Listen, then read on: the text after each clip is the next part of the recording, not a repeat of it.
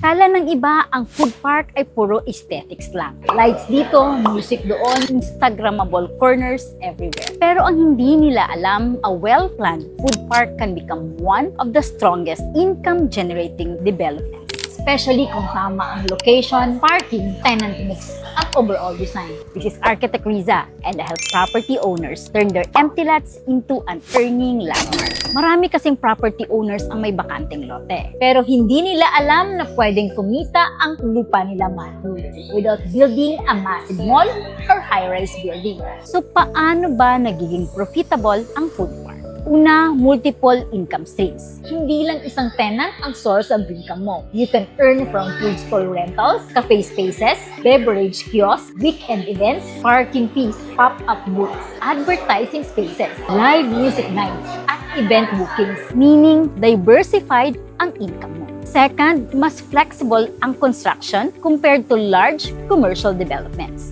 Modern food parks today use open-air dining concepts, tropical architecture, semi-covered spaces, lightweight structures, alfresco layouts, landscape walkways. So mas mabilis i-develop, mas mabilis din ang ROI. At ito naman ang maganda. Kapag tama ang design, the food park becomes a community destination. Hindi lang siya kainan, nagiging tambayan, meeting place, date spot, event venue, and content creation area. And that creates repeat customers. Now, ano ba ang ideal lot size nito? Kung gusto mo ng small but workable food park, around 500 to 800 square meter. Pwede na for 6 to 10 food stalls. Shared dining area, small parking space. Pero kung gusto mo ng mas scalable and mas profitable, ideal ang 2,000 to 3,000 square meters. Why? Because space matters. You need proper circulation, parking, open dining areas, landscape, event space, service access, comfort rooms, at for future expansion.